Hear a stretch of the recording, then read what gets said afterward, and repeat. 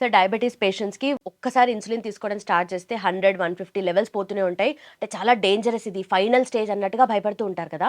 అలాంటి వాళ్ళకి nature మంత్రాలో food ద్వారా మీరెలా తగ్గిస్తారసలు? అంటే నేచర్ మంత్ర ముందు ఏం చేస్తుందంటే వాళ్ళు ఎవరైతే ఇన్సులిన్ ఎంతన్నా ఉండనియండమ్మా.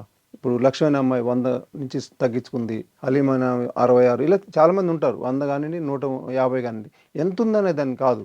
వాళ్ళ సైకాలజీ కూడా ఉంటది. వాళ్ళ ధైర్యం, వాళ్ళు రియలైజ్ అవ్వటం. మీ ముందు ఫస్ట్ ఇది ఈ విషయమే చెప్తాను నేను. మీరు ఇవన్నీ పక్కన పెట్టేసేయాలి. మీకున్న అపోహలు గానీ, ఏవో చెప్తారు షుగర్ వస్తే తగ్గదు, ఇట్లాంటివి ఉంటాయి కదా! అవి పక్కన పెట్టండి. మీ గోల్ ఏం పెట్టుకుంటారు? ఈ ఫుడ్ ఏమి ఇస్తారో అది కాదు. అది ఎలాగో మంచిగానే ఇస్తాం. మీరు స్ట్రాంగ్‌గా ఉండాలి మీరు. హ్మ్. మీరు దీని అంతు చూడాలని మీరు అది మీరు దానికి మీరు గనక వస్తే మా దగ్గర ఒక ఫుడ్డే కాదు. ఒక ఫుడ్ ఇస్తాం ఒక వైపు నుంచి. అటు మెడిటేషన్ ఉంటది. అటు యోగా ఉంటది. ఇన్ని ఇంక్లూడ్ చేసి ఉంటది ఇది. పొట్టిగా ఏదో ఒక యాంగిల్ వదిలిపెట్టడం ఉండదమ్మ. అంతే అంత పకడ్బందీగా నేచర్ మంత్రాన్ని పనిచేస్తుంది. ఆల్ యాంగిల్స్ నుంచి కూడా. వాళ్ళు దాంట్లోకి వచ్చేస్తారు ఆటోమేటిక్‌గా. 90% వస్తారమ్మ. ఈ చెప్పిన దాంట్లోకి వచ్చి కరెక్ట్‌గా ఫాలో అయితారు. అట్లనే రిజల్ట్ కూడా వాళ్ళకి వచ్చిద్ది.